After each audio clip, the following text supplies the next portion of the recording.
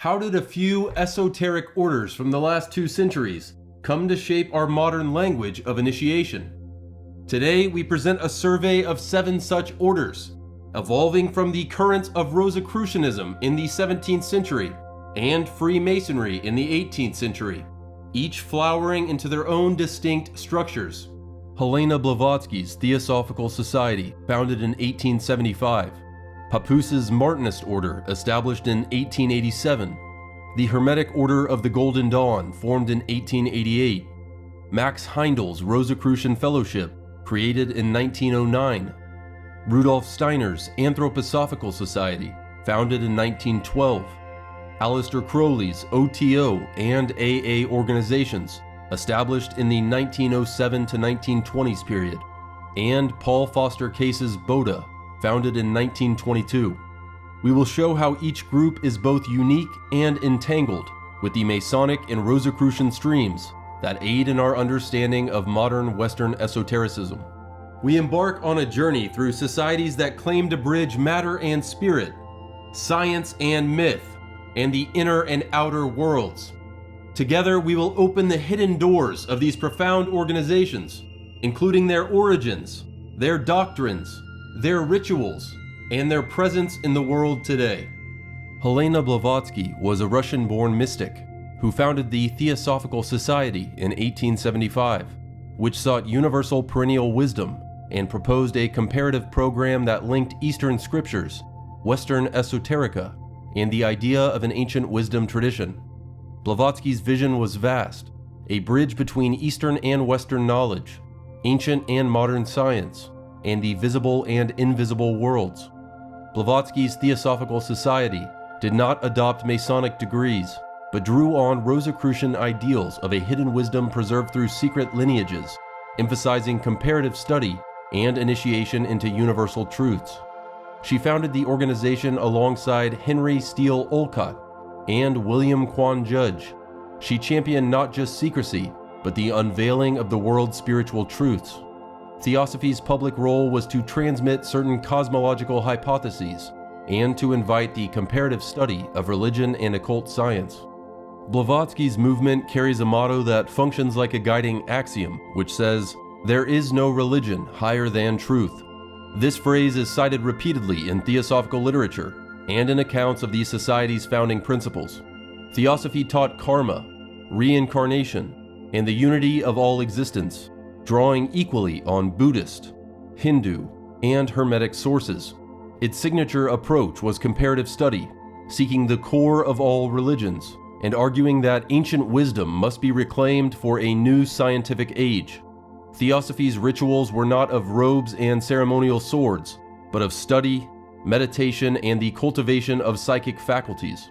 Blavatsky's major works, Isis Unveiled from 1877, and The Secret Doctrine from 1888, attempted an encyclopedic recovery of this perennial knowledge and proposed that humanity ventures through long cycles of spiritual evolution.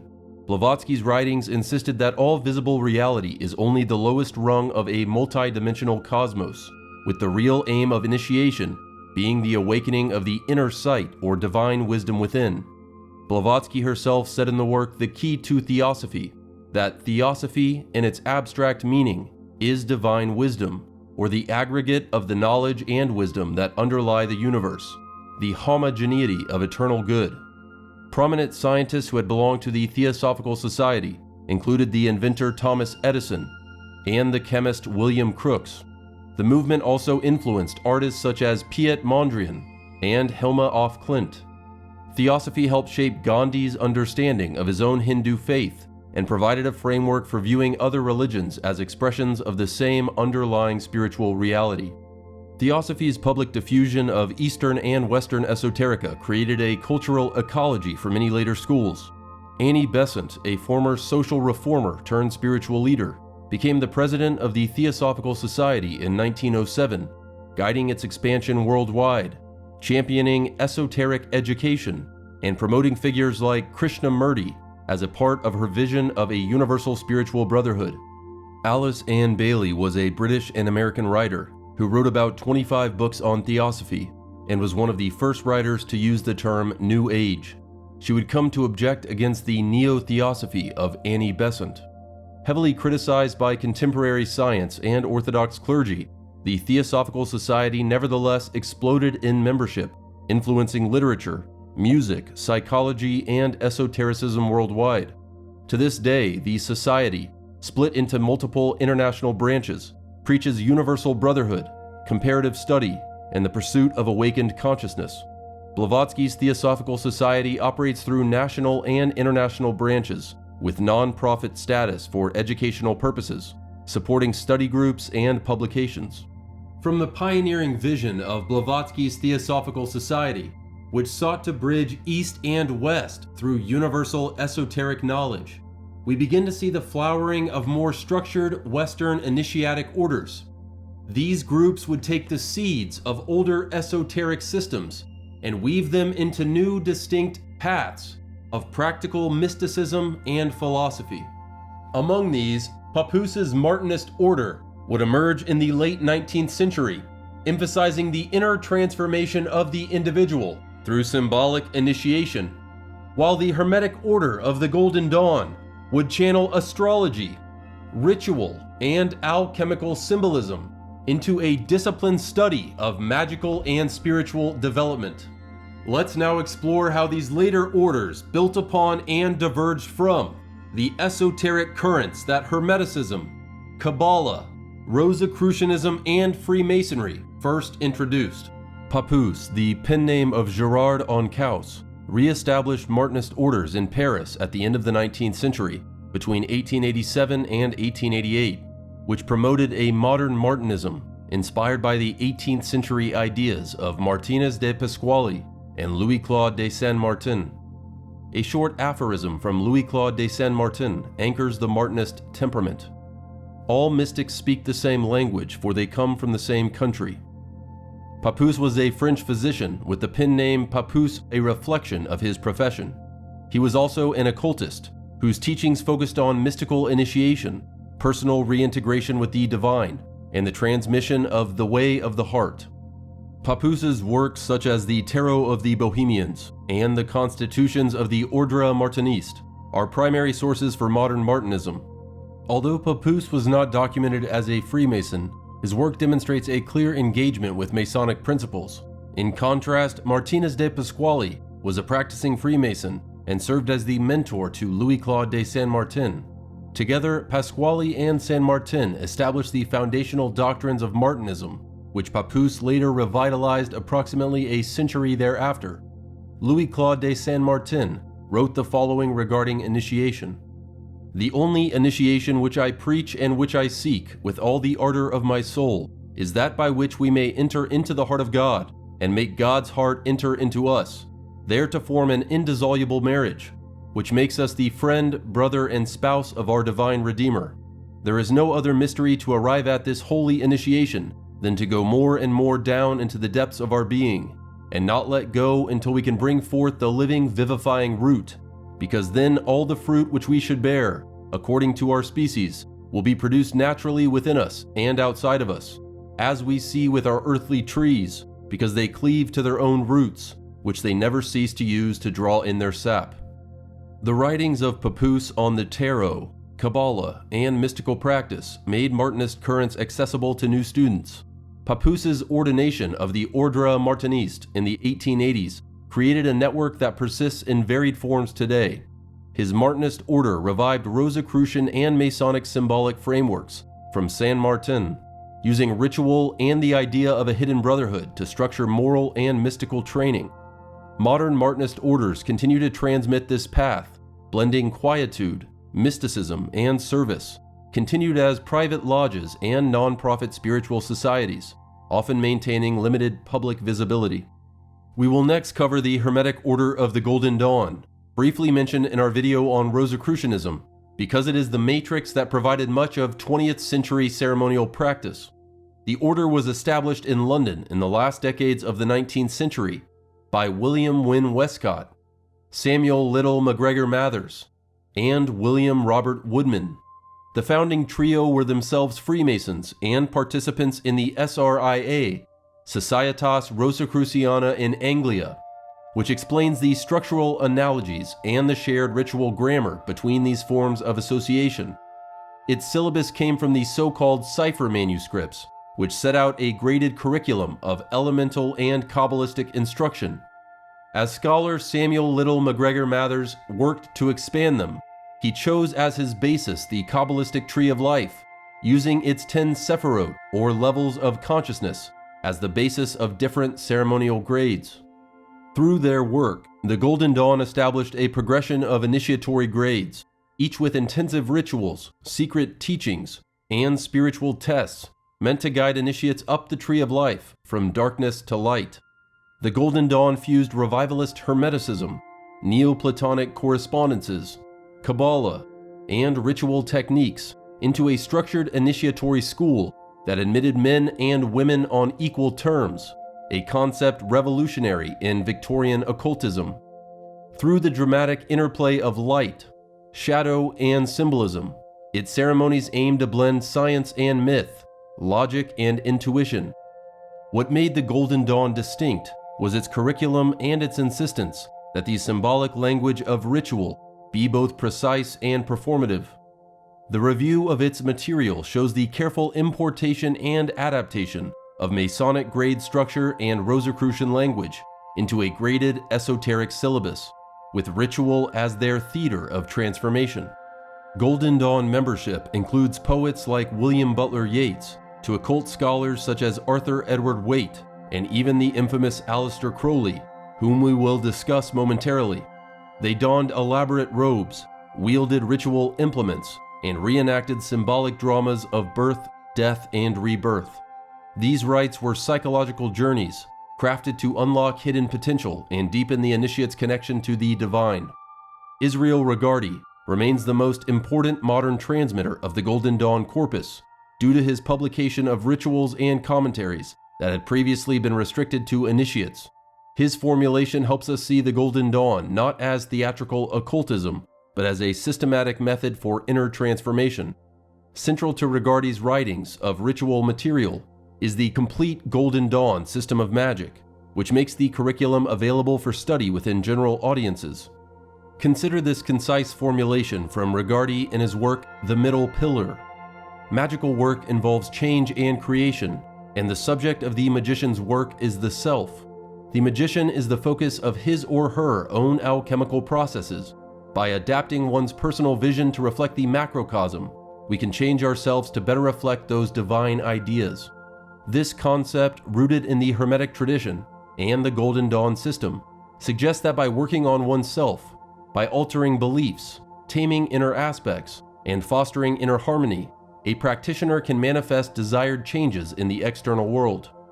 In Golden Dawn ritual liturgy, a key statement encapsulates the philosophy. By names and images are all powers awakened and reawakened. This reflects a core principle of magical theory that believes spiritual entities are linked to their names and symbols, and that the active intonation or focus on these attributes can rouse those powers to assist a magician in their work. This concept draws from ancient Egyptian theurgy and the belief that knowing the secret name of a deity can confer great power. Israel Regardie's publication of Golden Dawn material in the mid-20th century ensured that the corpus became widely available, which in turn fed the emergence of modern ceremonial practice in North America and Britain. The order's founding temple, Isis Urania, would soon have satellite temples across Britain and Europe. The order splintered after 1900, but left a vast legacy. Its teachings and rituals provided a foundation for subsequent magical traditions, including Wicca, Thelema, and various other occult orders. Today, several groups continue its tradition, claiming lineage or spiritual connection to its founders. The Golden Dawn's ritual system still stands as the most complete magical system produced in modern times. The Hermetic Order of the Golden Dawn explicitly borrowed the lodge model and degree hierarchy from Freemasonry, combining it with Rosicrucian alchemical imagery to structure a graded initiatory curriculum. The Golden Dawn's rituals and its close study of the Qabalah were foundational influences on the later builders of the Adytum or B.o.t.A of Paul Foster Case, and on the AA organization founded by Aleister Crowley.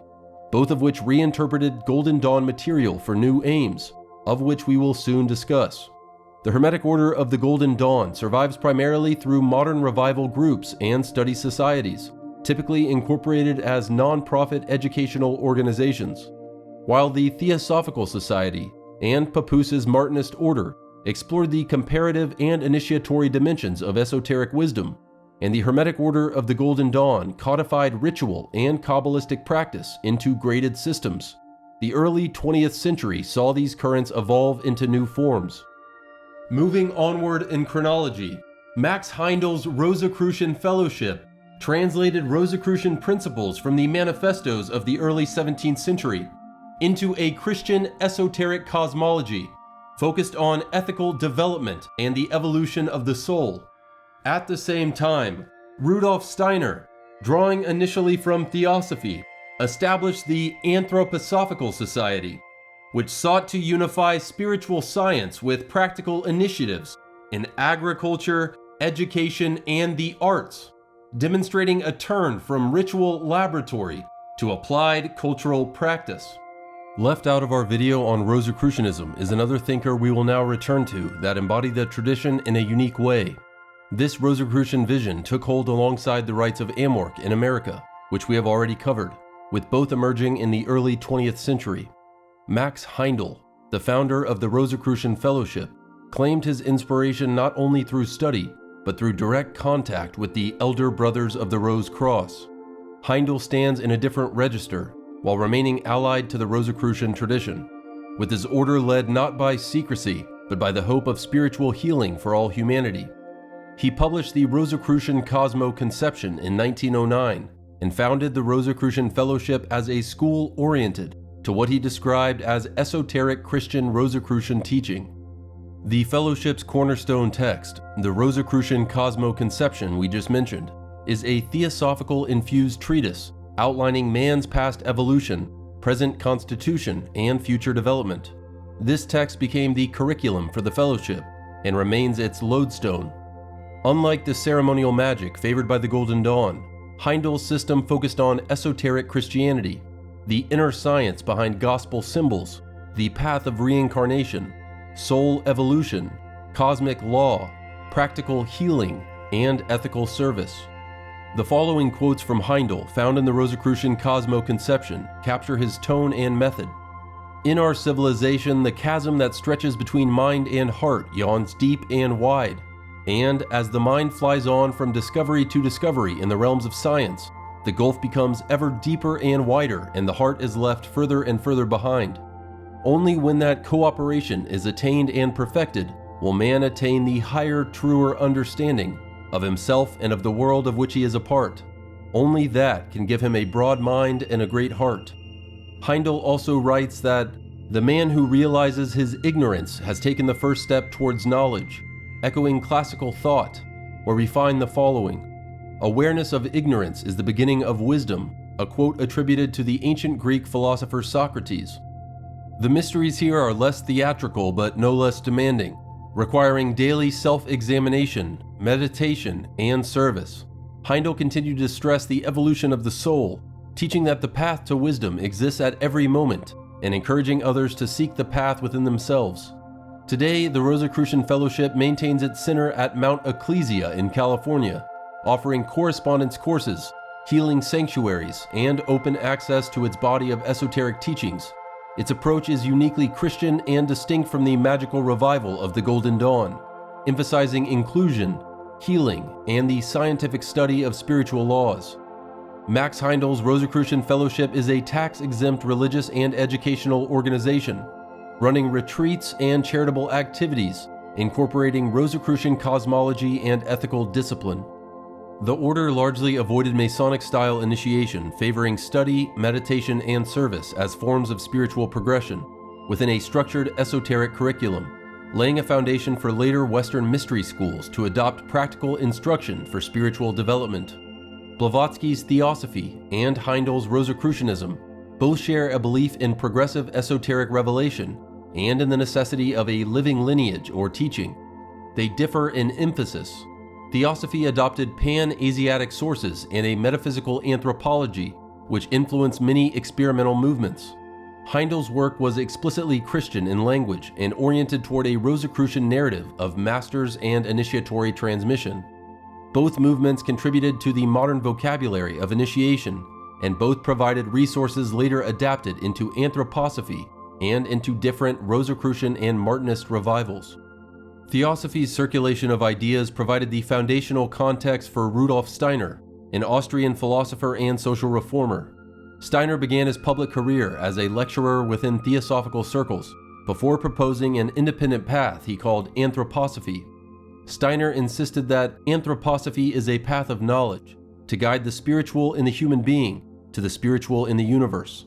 Steiner reorganized the esoteric project around three practical aims: to reunite science and religion, to bring back God into science, and nature into religion, thus to refertilize both art and life. For Steiner, inner practice must bear fruits in the outer world. Each person's spiritual growth is a service to humanity. He founded what became the General Anthroposophical Society in 1912, combining rigorous philosophical argument with a broad program of applied initiatives in education, agriculture, medicine, and the arts. Steiner writes in 1947 that whoever seeks higher knowledge must create it for himself, suggesting that true higher knowledge is not passively received but actively cultivated through inner spiritual development rather than intellectual study alone. Rudolf Steiner's break with the Theosophical Society and his founding of the Anthroposophical Society show how Theosophy could catalyze but not contain intellectual differences.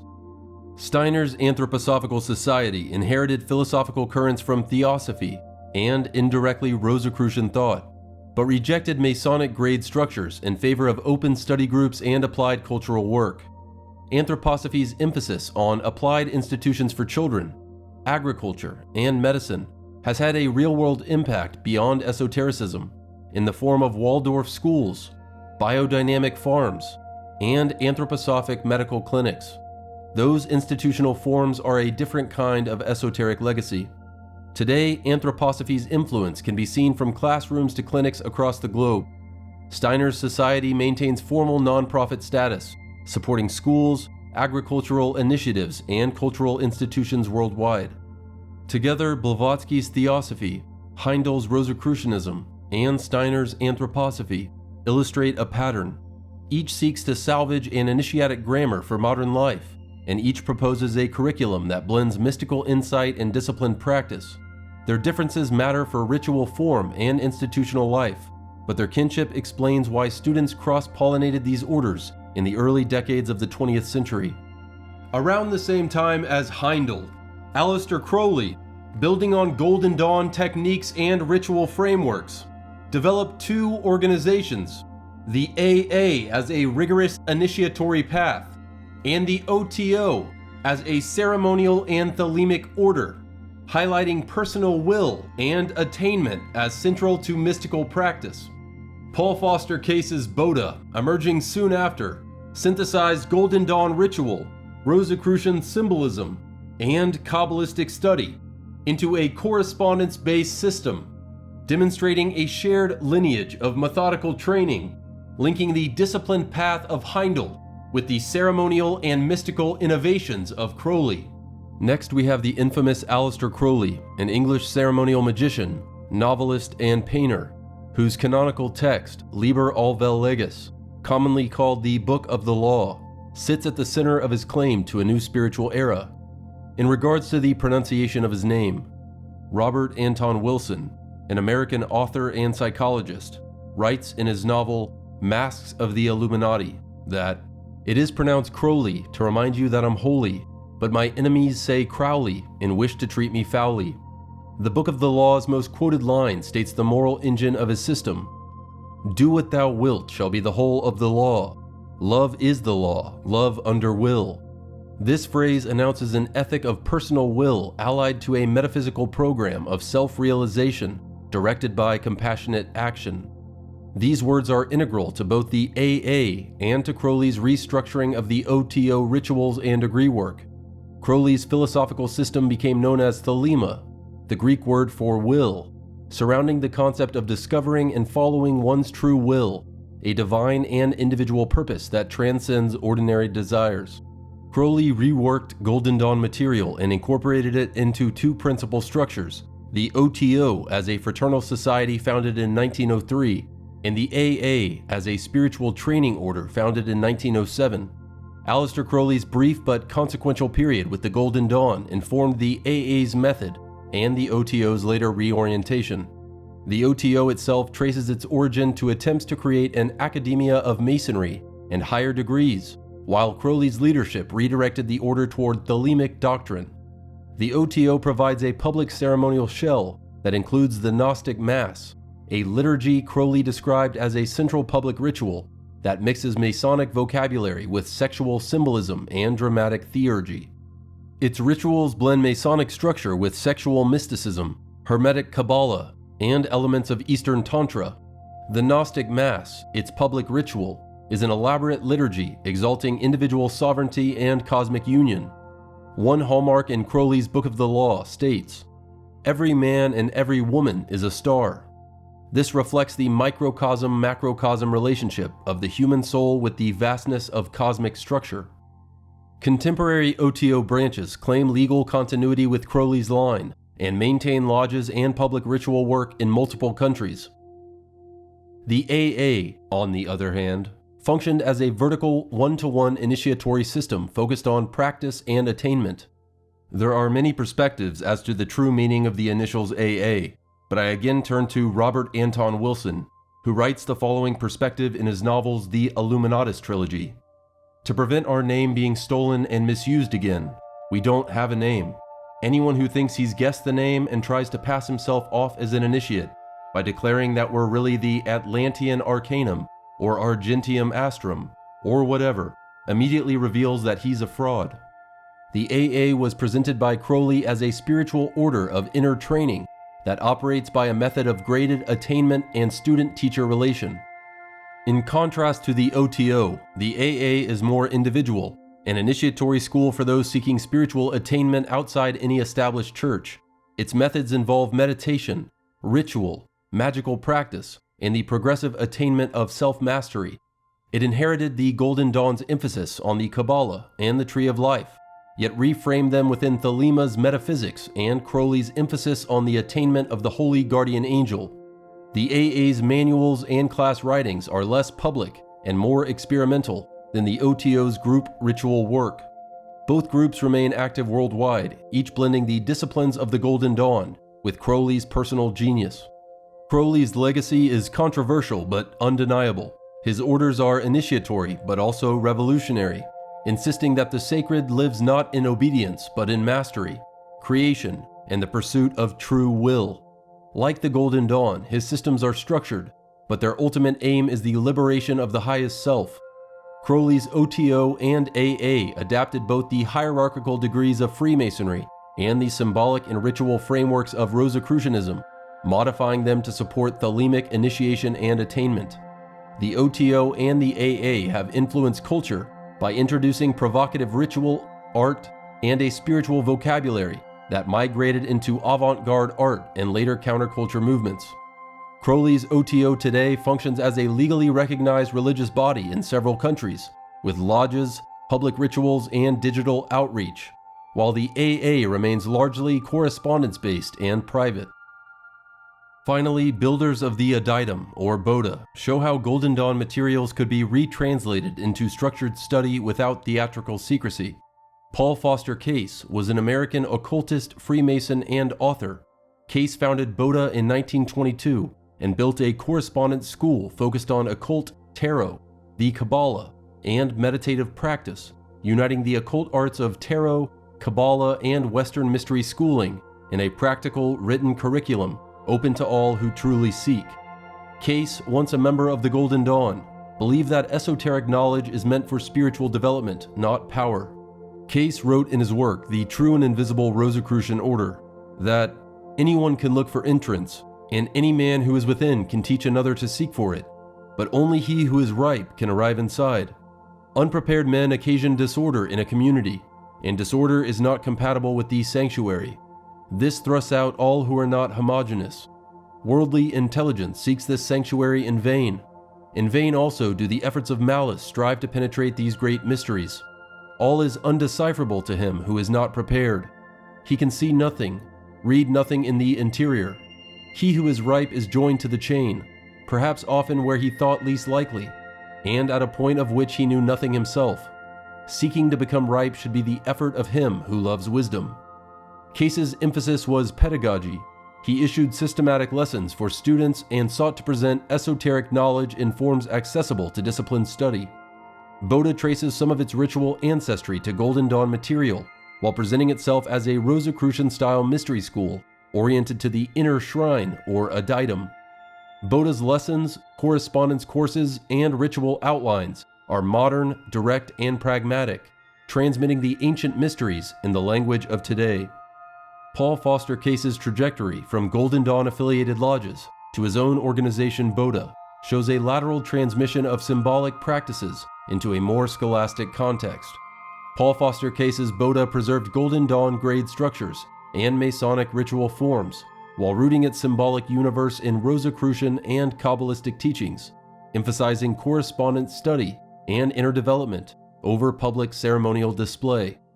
B.o.T.A is organized as a tax-exempt religious corporation, offering structured lessons, study materials, and limited public lectures. B.o.T.A and Martinist lodges have both kept alive practical learning systems that attract students who prefer disciplined scholarship to public spectacle. As you can see, esoteric genealogies are not neat family trees. They are more like rivers that cross and exchange sediment. So what is the sediment left by these organizations for the seeker to interpret? And what's next for S.E.E.K after the conclusion of our Western esoteric journey?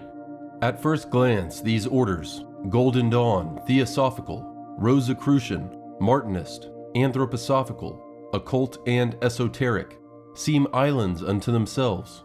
But what unites them? And more importantly, why do so many feel called to their doors? Is it the ancient promise of gnosis, the hope of brotherhood and meaning, or the very sense that secrets still matter in our world? Perhaps the answer lies not in their secrecy, but in what the seeking reveals about the human spirit. Together, these systems demonstrate a spectrum from highly public religious and educational bodies to private initiatory schools, preserving traditional esoteric practices. These patterns show how Masonic organization and Rosicrucian mythos provided structural and symbolic templates that each order adapted according to its own unique vision of initiation and spiritual work. What should the seeker take from all of this? First, that initiation is a practice and not merely a set of opinions. Second, that these orders present different answers to the perennial question of how the human soul may be refined and made to work in consonance with the cosmos. Third, that the historical threads are complex and require careful reading of primary sources. The journey through these societies and through previous topics of ancient Egypt, the mystery schools of Greece and Rome, Druidism, Gnosticism, Hermeticism, Neoplatonism, Qabalah, alchemy, Rosicrucianism, and Freemasonry have shown us both the common fire and the infinite diversity of Western esotericism. Each summons us to a path, whether ceremonial or contemplative, Christian or Hermetic, scientific or mystical, yet all whisper the same great secret, that the search itself transforms, and that knowledge, when wed to service and love, ennobles the world. In our next video, we move onward from our Western esoteric journey as we seek the source and return to the beginning. This time we venture eastward into the ancient soundscape of the Rig Veda, the oldest Vedic scripture, cornerstone of mystical Hinduism, and widely regarded as the earliest complete work of literature and religion. At the roots of this tradition stands Soma, the Entheogenic sacrament, whose visionary power opened the first seers to cosmic order, transcendence, and direct communion with the divine. Preserved through rigorous oral tradition, the Rig Veda's hymns, composed in precise meters, encode ritual, cosmology, and subtle insights into consciousness, the self, and divine order. Alongside the Rig Veda, we will touch on the other three Vedas, the Upanishads, the Ramayana, and the Bhagavad Gita, foundational texts of Hindu mysticism, whose esoteric layers reveal symbolic grammars of devas, sound, and cosmic principles. This journey illuminates how mystical Hinduism frames the sacred as both immanent and transcendent, resonating with archetypal currents later echoed in Hermeticism, Rosicrucianism, and Western esoteric traditions. Join us next time as we trace the development of mystical Hindu practices that serve as both a spiritual map and an instrument for cosmic insight. Where will this journey take us after Hinduism? Like and subscribe to find out. Thank you for watching. Find more at joinseek.org.